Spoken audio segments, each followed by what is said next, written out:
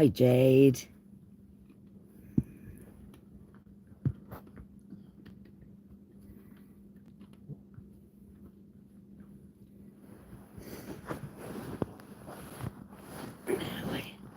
Go on over there, Sky. Go on over there, good girl. I can hold a smoke on my mouth. How are we, beautiful people? We're just going to wait for a few others to come in, and then we shall start the beautiful topic. Good evening, Jessica. How are we?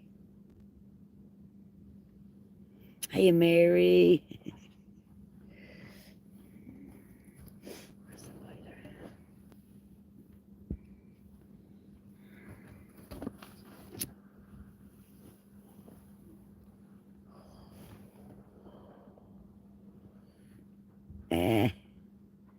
lighter? You found us anyway, Mary.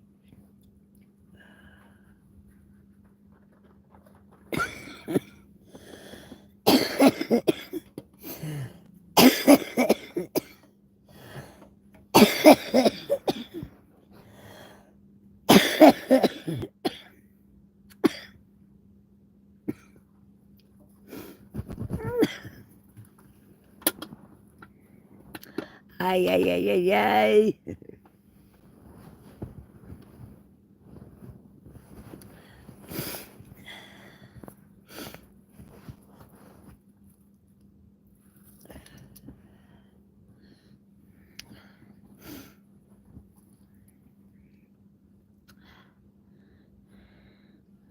Oh, this is your first time on YouTube Live.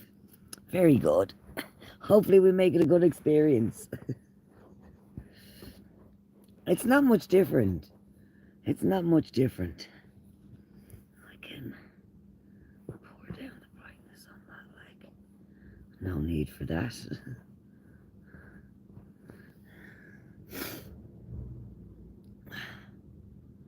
No, there's feck off filtering of the comments. I think we can filter the comments. But yeah, that's about it. And we can smoke. Hi, beautiful people. 18 people in the room. Hi. Say hello in the chat box. If you're from TikTok, definitely say hello in the chat box. If you're not from TikTok, please introduce yourselves. Hi, I'm Bex.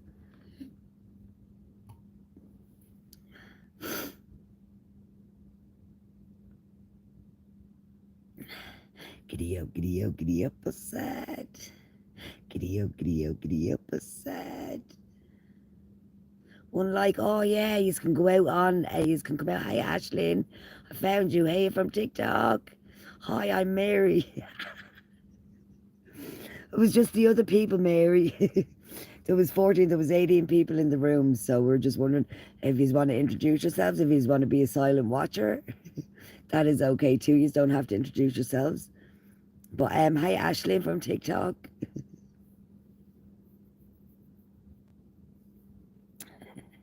Hi, I'm Mary and I'm an alcoholic. We're not doing AA. We're not doing the 12 steps. We'll take 10 steps backwards.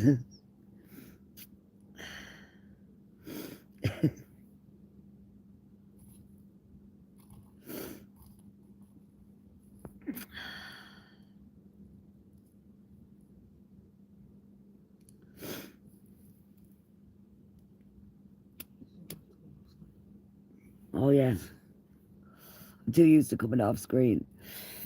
But anyways, I think the first thing to maybe link in with, because the two run hand in hand, right? Now, we were asked, addiction is the topic, but we are going to come in and out because mental health. We're on for 1 hour, Lorraine, 1 hour. Mental health has an awful lot to do with addiction. The two of them nearly coincide together. They nearly come hand in hand. Hey, Susan, everything okay, chicken? But the two usually come hand in hand together. So a lot of mental health disorders can create spaces for addiction, and especially into our teenage years and stuff like that as well. And then coming up into adulthood and coping mechanisms, alcohol, drugs, money, shopping, same thing. They're all coping mechanisms.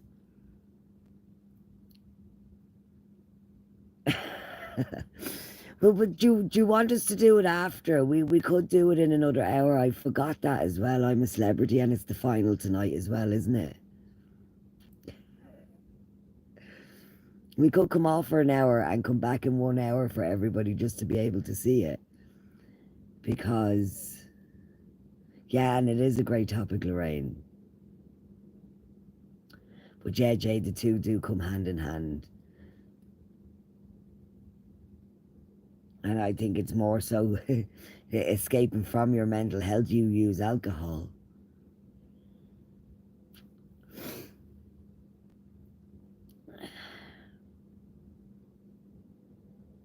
But it doesn't matter, it can be put back up again anyway. I keep forgetting that. Because we don't put our content up of our lives on TikTok. Right, so we can put the lives back up here to be watched anyway, so it doesn't really make a difference anyway. But you would prefer that, Lorraine, would you?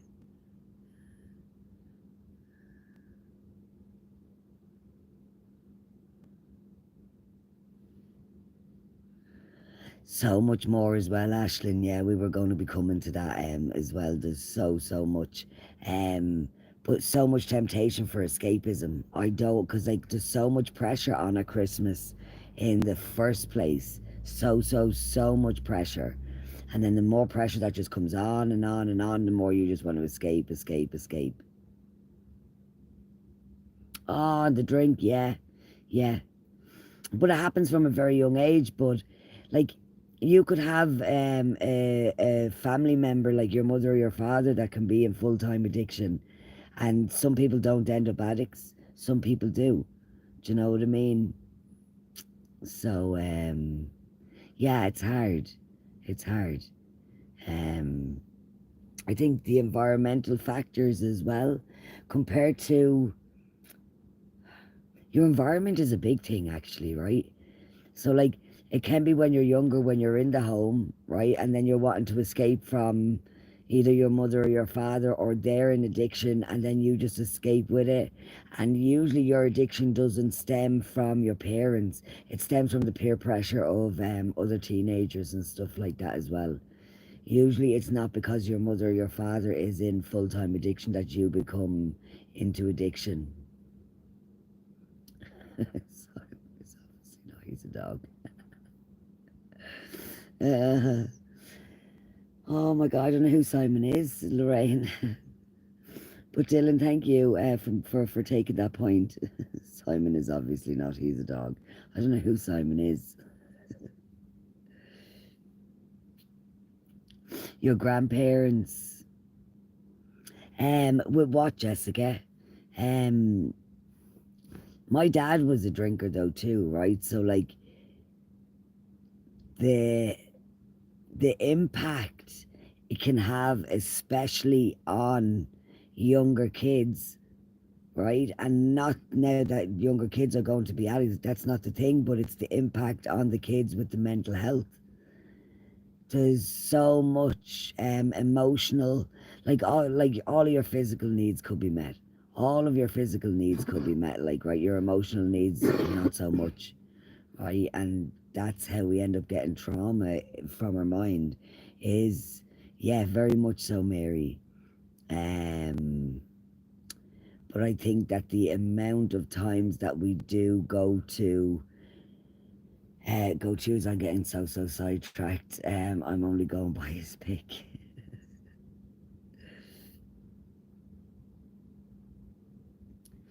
Yeah, oh, I've a lot of stuff I listen to from Gabber, Ashlyn, a lot of stuff. But trauma stems, it's the same thing where it does trauma, um, escapism of the mind, escapism in general. But escapism in general, and it's literally that's the only place we want to escape from is here, right? So there has to be trauma there for you not want to sit with yourself, for you to want to escape through other things, through spending money, through gambling, through alcohol, through drugs, through certain things. And I think the more that you go to escape, the more trauma is there that needs to be healed. But because of a system of condition, drinking, etc. as well. My grandfather was a drinker, my father was a drinker, so not that it came from his father, but I think it was very common back in the day, like for men to drink alcohol, right? And it wasn't seen as anybody, it wasn't seen as addiction back then. That's the thing. It wasn't seen as addiction.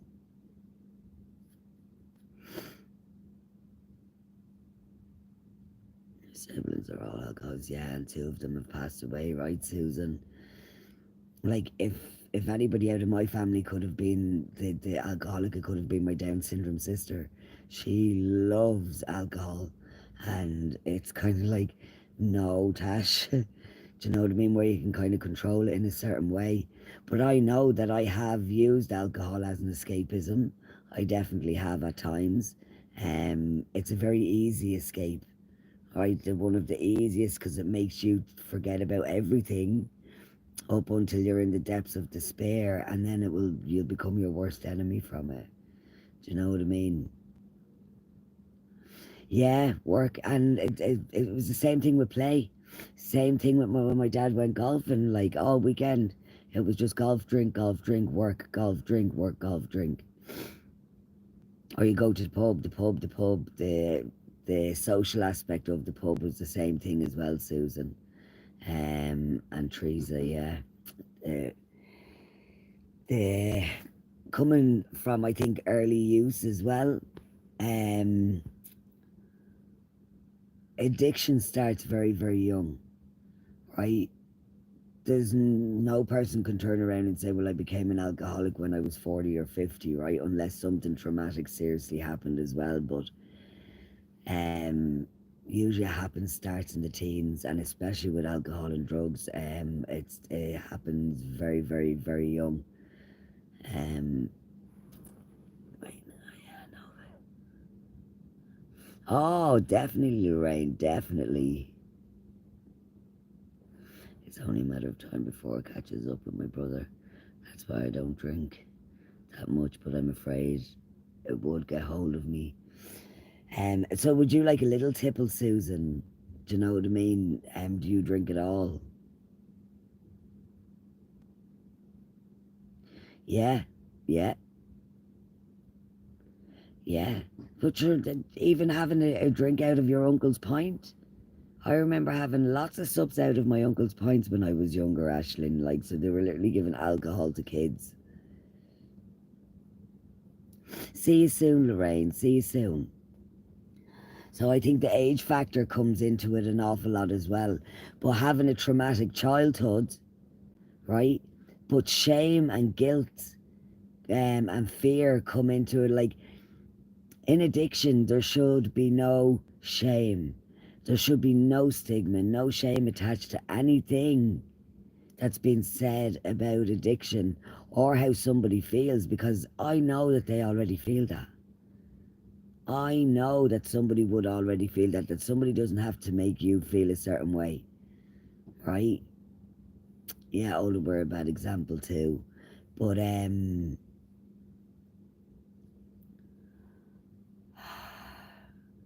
think it's so hard when I think when you see it happening from such a young age, right? And you've seen somebody being taken, the innocence is nearly gone from a child as well. Do you know what I mean? The innocence. Like when I think about Lorcan and how easily influenced by his peers that he was, um, it was so hard to watch because you had no control, right? And I think the reasons then when you have no control over a certain aspect of addiction, and you could just see it get worse and worse and worse and worse, and you have to sit there and watch it. There's so much learning. I think so much learning involved from addiction as well. But usually, if you can get to the reasons why, It's half the battle. It is really half the battle of why you're escaping from yourself, why you're escaping from your trauma. So people don't even know that they're even escaping from themselves. I just want to drink. I don't want to feel. I want to be numb. They don't even know that they're even wanting to escape from themselves. All they know is that they don't want to feel what they're feeling right now. Yeah, you're more inclined to go that way of the older siblings. But it's tough going on anybody with any family member or themselves that are in active or even recovery, and either just falling off the bandwagon back on, falling off the bandwagon back on.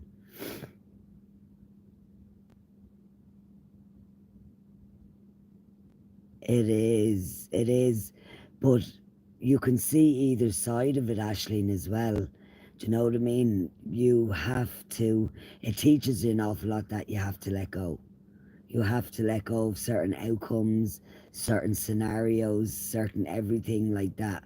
You just have to let go. It's like the universe teaching you an awful lot of things through addiction. But um, mentally, I didn't mind myself. Mentally, I was in fight or flight or survival mode completely for many years, Ashlyn. And I didn't actually even realise about fight or flight till I came out of it, being honest. I just thought I was just this person, like, but I was always on edge. I was always on edge. I was having episodes daily. Um, I tried to keep myself as much corpus mentis as I could for somebody else, but at the same time, it didn't always happen. It didn't always happen. Um, but it is very hard. It is. And I think of the other side of it though as well. Like, imagine having so much shame attached to what you're doing, right? Or having so much guilt attached to what you're doing, and you can't stop it. You cannot stop it, right? That must be, it must be so isolating to have them feelings and not be able to express them, or to say that I can't stop doing this. Like, I have a family, I have this, I have that, and they're losing everything. And that must feel so powerless as well, Ashleen.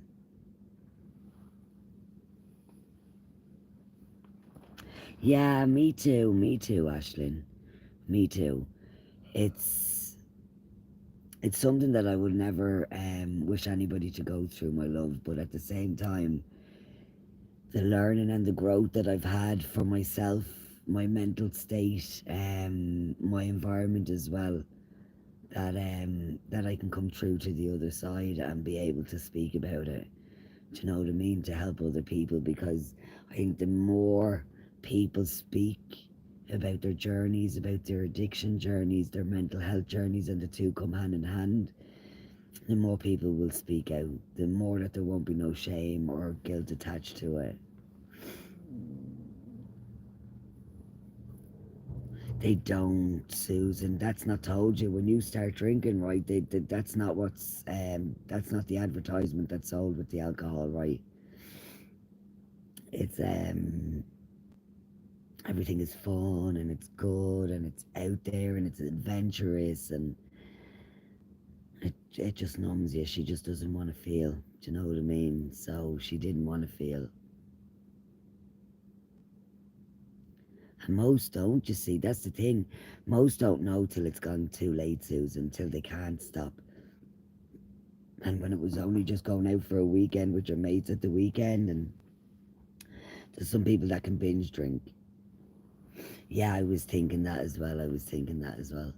Um, and even somebody that binge drinks, it's still on the verge of addiction. It's still on the verge of escapism from what you need to feel or heal up here.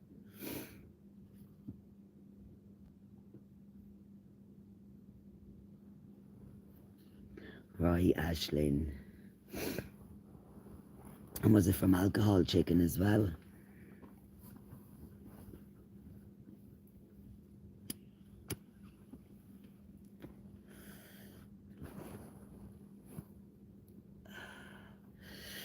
But it's the same thing though as well with the environment factors. What you can surround yourself by is what you can become.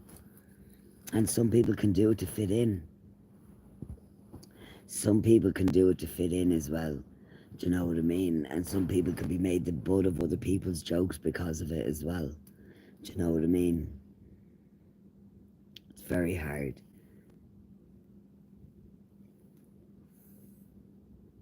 And then I think with family members and stuff like that as well, it's generational is addiction and mental health. It's like hereditary. It's near enough passed down through us to literally escape, escape, escape, escape, escape.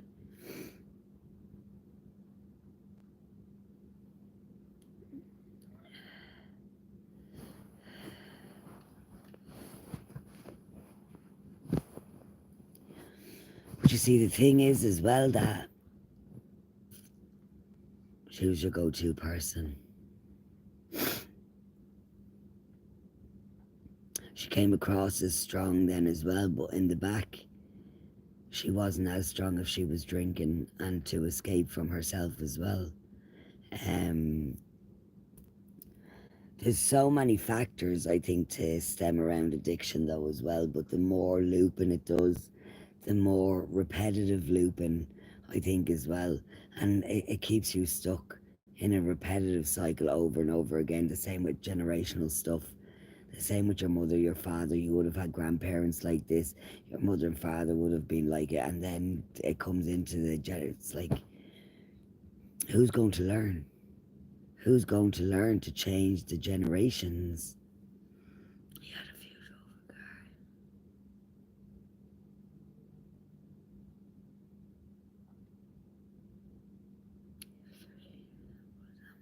I miss his protection of me. He's still protecting you, my love. He's still protecting you, Ashlyn.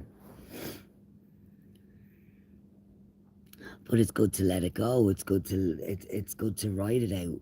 It's good to, these experiences do affect us, and we don't realize till we start speaking about them how affected we can be by other people, right? And it's not saying like that we're judging other. You can't judge somebody for something that they cannot stop, right? The pain they're causing themselves, let alone anybody else.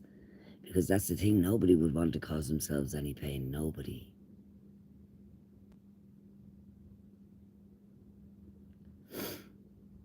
He's still protecting you though, Ashley. He's still protecting you.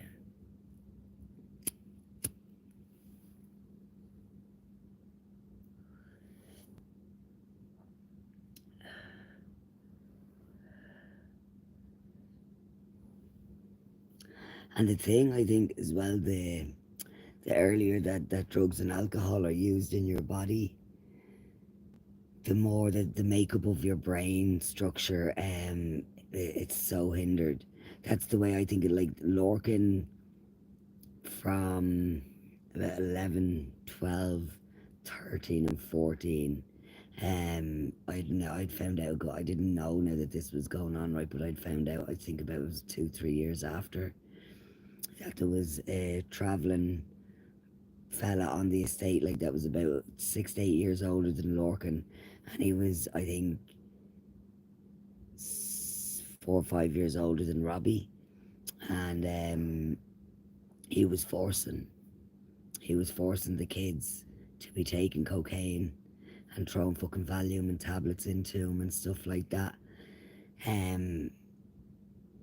And if they didn't, this was the thing, if they didn't take, they were given batons.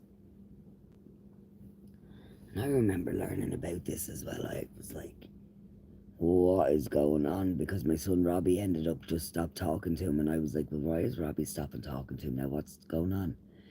And it was the same thing then as well. It was Lorcan being manipulated by an older chap but couldn't say no. Robbie could say no for himself. And Robbie could say no for himself, but he couldn't say no for Lorcan. And then he had to stand and watch. So, like, this was the thing. He was taking it upon himself So then, like, it came back to us. We ended up finding out, and the whole lot of us, it was just like, this is like, no, no, no, no. The innocence is taken from them way too early. The innocence is taken from them way too early. And there's nasty, nasty people on this earth ready to influence younger kids, ready and waiting. She hid it for 10 years. By the time we knew about it, it was too far gone. We tried to help her as a family, but her body had given up. She passed away when I was away, and I never got to say goodbye. You can still get to say goodbye though, Susan. That's the thing, you still can. I know, but you know when you just want to ask his opinion on something, and it's the physical loss, but still healing and hearing his voice. Not like in a mental health way, but if you know what I mean. Can even smell. There's certain things, there's certain memories, certain things that will link in. There's certain things that your body will remember, like your brain, but you don't. There's certain things that will make you feel a certain way, Aisling, like as well. Do you know what I mean?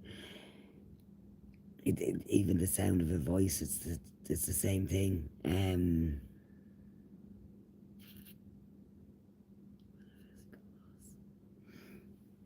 There is. But the emotional side of things, the spiritual and the mental side of things, right? Because like physical is physical, it's just gone. There's no going back, done, gone, nowhere to be seen. And then you have the emotional side, like, because the emotional, the mental and the spiritual, you're still connected, right? You're still connected, but it's the physical side that you're not. Do you know what I mean? So you still have them other three connections. So to me, it's another way of saying, yeah, they're still there. They're still there. It's only just physically they're not. Like, do you know what I mean? But to have yourself be taken down, to have yourself be taken down a peg or two, nothing is forever, right? And I think people in addiction live their life day to day, right? They think tomorrow I'm gone, could be tonight. They don't give a shit, right? They actually don't give a shit about themselves enough or love themselves enough to be able to stand in their own truth and their own power, their own responsibility, their own healing, because nobody can do it for them. Hiya, Haley, I knew it was you, chicken. I knew it was you. I'm good tonight, my love. We're just over here talking about addiction. But it has to be somebody, they have to do it for themselves. They have to completely do it for themselves, stand in their own truth, their own power, and say, I've fucking had enough. Do you know what I mean? And it's hard because the help isn't there unless the person goes and does it themselves. The help isn't there.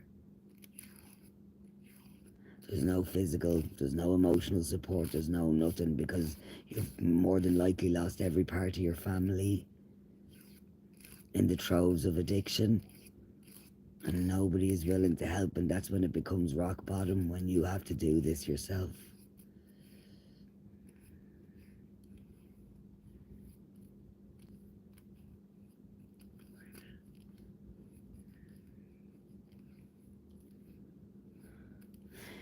That's the whole thing, the influence on the easily led, the more easily led and the more sensitive people. It just makes a mock of others as well, do you know what I mean? But it's so final. There's nothing as final as putting a coffin in the ground, Aisling. I think when you know and love certain people, you just make yourself. I have to tell myself all the time. I have to tell myself that I am safe, I am loved, I am blessed, no matter what traumas have happened to me, no matter what shit that I've lost, right? It still stays the same. It still stays the same. My ex-partner was a heroin addict for 15 years. He's clean now, but I went through hell with him. I bet you did, my love. I bet you did, Hayley. And how long is he clean? Do you mind me asking, love? Jeez, it's everywhere. My poor nephew witnessed his younger brother die in a car accident from that day on. We lost Dean. People were lining up to fill Dean with anything to numb his pain, right? Yeah, it was the same thing I think with Robbie as well.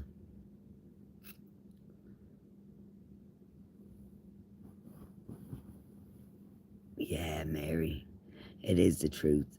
But that's where an awful lot of bitterness, hatred, resentment comes into play. Because you've got congratulations to him, Hayley. You've got somebody to blame then, don't you, Mary? It's easy to blame other people who got you into this, but like, even as much as anybody got you in and gave you your first sup or gave you your first hit or whatever, you're still responsible for yourself. And yes, it's bad what other people do or try force other people to do and influence others and peer people into this and peer people into that. It's like,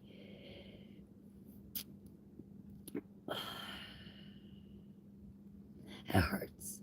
It really hurts when people take advantage of the sensitivity of others or the easily led of others, because it's like making a mock or making a joke and having a laugh on somebody else's back. You do, Mary. You really, really do. You have to forgive everyone and everything that stepped in around it, because the more bitterness, hatred, and resentment you have, the more you will hinder the journey. And whether that's in recovery or whether that's healing from a family member that has been an addict as well. Do you know what I mean? Because yes, the addict knows that they cause chaos, complete up, down, in, out chaos, right? And they're the ones that have to deal with the guilt over that. They're the ones that have to deal with their own guilt. Whereas here's a person that has felt the pain of somebody else's addiction, but I'm not like, my God, you have to make me, you've made me feel like this. Now you've, it's like, and then you're blaming somebody else for their addiction on how you feel. So like, it's creating other issues on top of other issues where there's no need, because the more that you come in with your judgment and your shame and your guilt and you did this and you did that and look at you, that's not going to work. That's not going to help anybody in addiction. It's going to fucking send them the opposite direction, to more drugs and to more alcohol.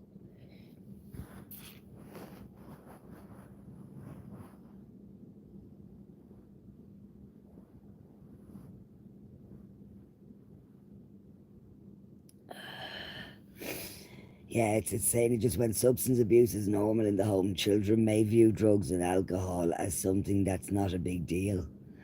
Right, so that's the thing as well. So as you were just saying there with your nephew, with Dean, people don't see it as a big deal when it's readily available, or you have addicts that are using or in full-time drinking or whatever in your family, that it's easy.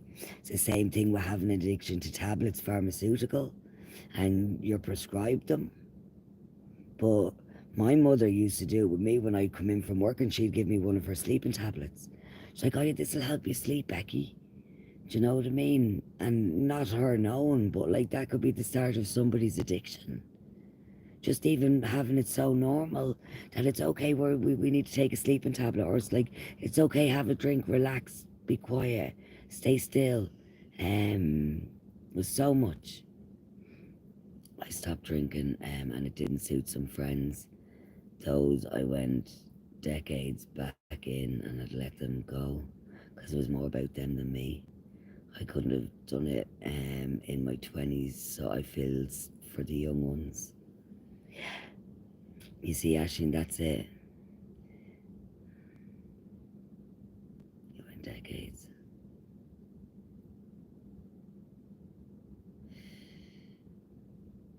No, well, you would have lost an awful lot more people in your 20s, do you know what I mean? But I feel for the younger generation now, Ashton, I really do. Do you know what I mean? But Alcohol doesn't suit me either. The last time I had a drink, well, I had a drink like about a month ago, right? But I had like 3 glasses of wine, but not nothing to go crazy about, right? But the last drink I would have had before that was last November, so it would have been a year ago. Um, and alcohol doesn't suit me. I know that for a fact. Like, I have to be around really, really good people. If I am not around good people, or if I'm around any type of toxicity or anything like that, it's no alcohol.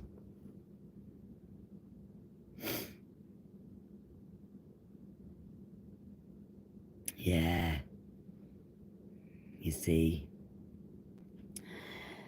And sometimes it's not even like the kids like that didn't go to school, or the kids like that had a bad rep or had ADHD or were just a problem child or whatever.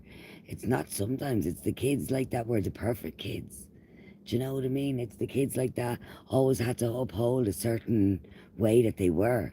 And then that pressure got too hard. Do you know what I mean?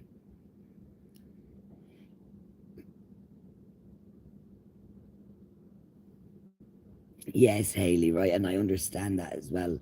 And it's the same thing with the, like, my mother was medicated on an awful lot of pharmaceuticals as well, like, and a lot of controlled ones too, Haley. And it was easy, right? It was easy for her to just turn around and say, "Here, Becky, take this will work. A tablet will make it all magic and it'll work," right? So, like, that was the mentality that the doctors gave mothers years ago, or Mama's Little Helpers, the Valium was called. Do you know what I mean? So, it's made normal.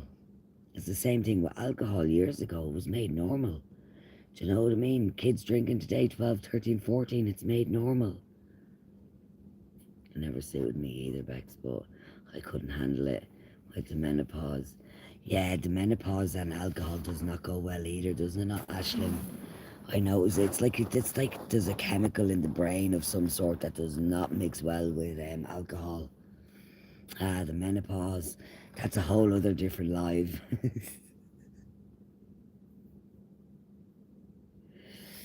I'm telling you, Haley. Yeah. And the side effects, even, let's say, if they take you off of that medication, right, and the side effects coming off a certain medication is unbelievably worse as well.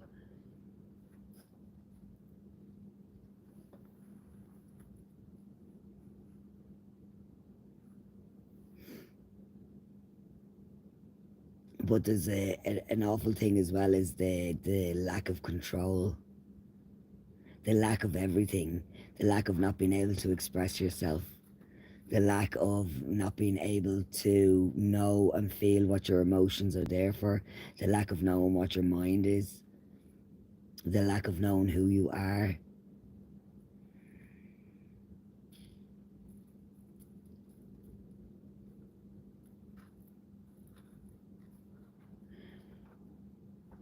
Yeah, Ashleen. But that's pharmaceutical companies. They only want to make the money off you. They will sell you your magic tablet. This will work, this will work, this will work. Right? Any day. I was on pharmaceutical medications up to, oh fuck, 2017, 2016, I think it would have been. So it would have been about 2014, a year before my mother died. That year I came off my medications, and it was just too many of them. Nothing seemed to work. But at the same time, the side effects when coming off them was like, oh my god,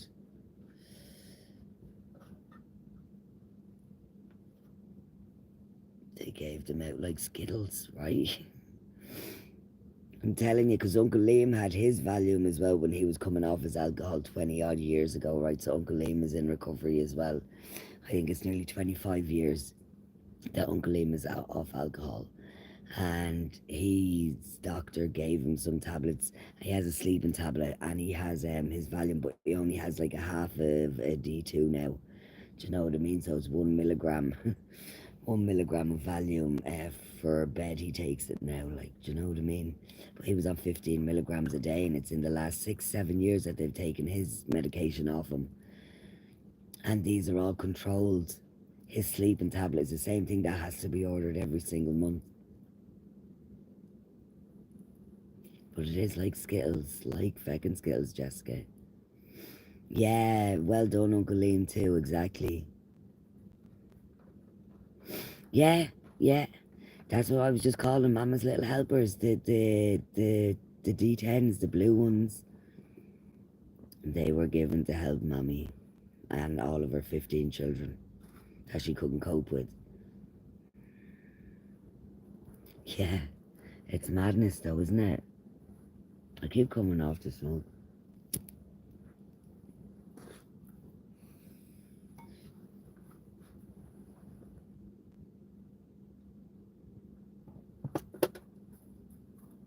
Sky, come here.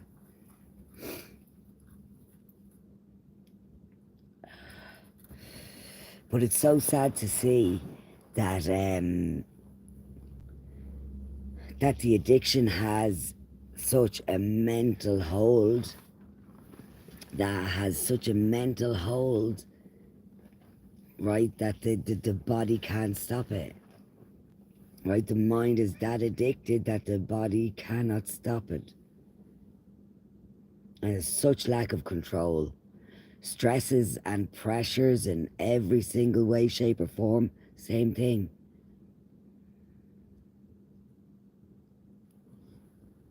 Also drunk. And not told about that yet. I can't believe how irresponsible of a GP, etc. I got off though and happy, alright. But they don't tell you this. Like, even if you look at the side effects, Aisling, as well, you have like in the antidepressants and the antipsychotics, you've got like 1 in 100 rarity of the side effects, right? 1 in 100. I think it's like no 1 in 50, 1 in 100, 1 in 1,000, 1 in a million, right? And they literally give you all the grades of this could be a regular side effect. This might not be so regular. This would be a rare side effect. It's just like holy fuck. I was more on antipsychotics than antidepressants, but I think I had a mixture of both antidepressants and antipsychotics. It made me worse. It turned me into a horrible, horrible person. But the best you can do for yourself is help you. Once you start helping yourself, I think the rest just comes. But it's the hardest thing to do.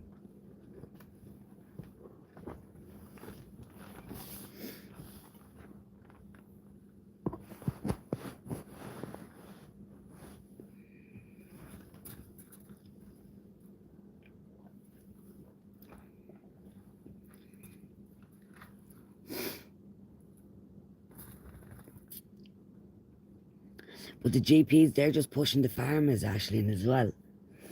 The GPs are just pushing the farmers.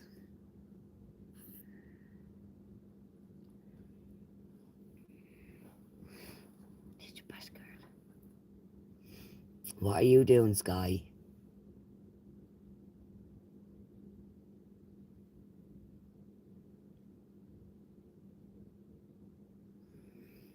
Well, this can happen too. This can happen too. It's like your doctor doesn't tell you. Like, my mother was on her sleeping tablet, right? I think for 35 years, Kira. 35 years. And she didn't know that she was addicted. Right? She didn't know that she was addicted to her sleeping medication till she'd ran out one night. Right? And in the depths of despair, she was ringing me, you need to go get this. I was in Wexford, she was in Wicklow. And she needed them sleeping tablets. If she didn't get them sleeping tablets, she was screaming down the phone, crying as if like that she was and then that was it. She was like, I'm giving them up. I'm giving them up. She didn't like to be addicted to anything because she never even knew. So the doctors ain't going to tell you this, that they're highly, highly addictive. See you later. Night, night, Hayley.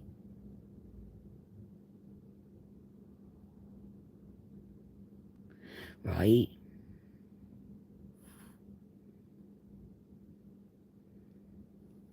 That's the thing. Nobody tells you.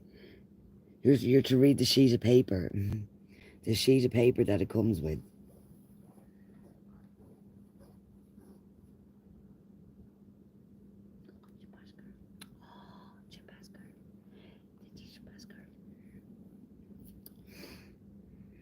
But this is the whole, that they don't tell you how addictive that them medications are.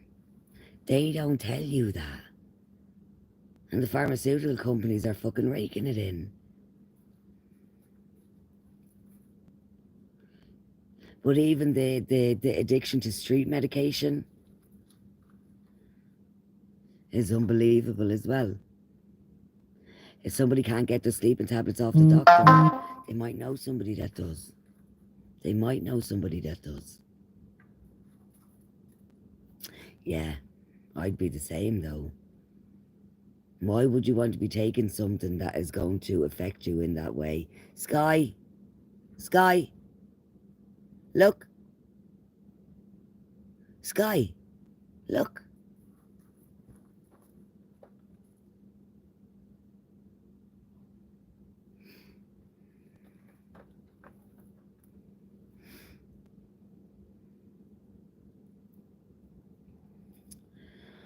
Read the small print, right? That's what they tell you, Kira. If anything happens, read the small print, because it's all there in the small print. But who reads the small print, right?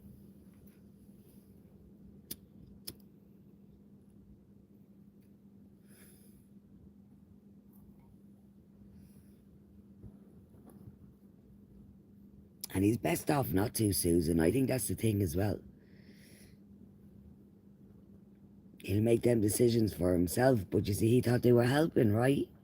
And yes, they were helping. But when you know that you don't need them no more, and the pain is okay, and then you stop taking them, the pain comes back, and you're probably worse than ever stopping taking them. But they don't tell you that when you start them. It's like the same with that pregbalin as well. Do you know the Lyrica? It's all for nerve damage. There's loads of people addicted to that stuff. Loads. Because I know I was medicating myself. I was medicating myself after after my dad passing. And for 3 months, and then when Lorcan just passed, like I think it was like, let's say, 2.5 months.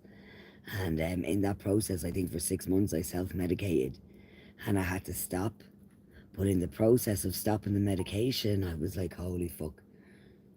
The side effects in stopping the medication was worse than actually being on the fucking medication.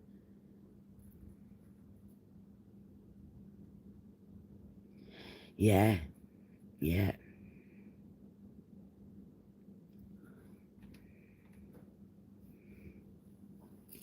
Yeah, and I loved my daddy to bits. I really, really did. Do you know what I mean? He used to give his sleeping tablets. He didn't take sleeping tablets. He used to get prescribed them from the doctor, and he used to give them down to the lady down the road, because she couldn't get sleeping tablets off the doctor, and Daddy was giving them to her. So it's just like, right, it happens. It's happening everywhere. It really, really is happening everywhere. But people don't see behind the closed doors stuff, right? People don't see that behind closed doors.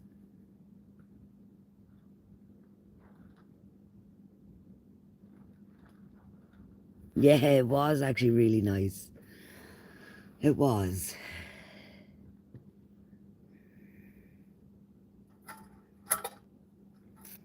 Two seconds now, Sky. 2 seconds.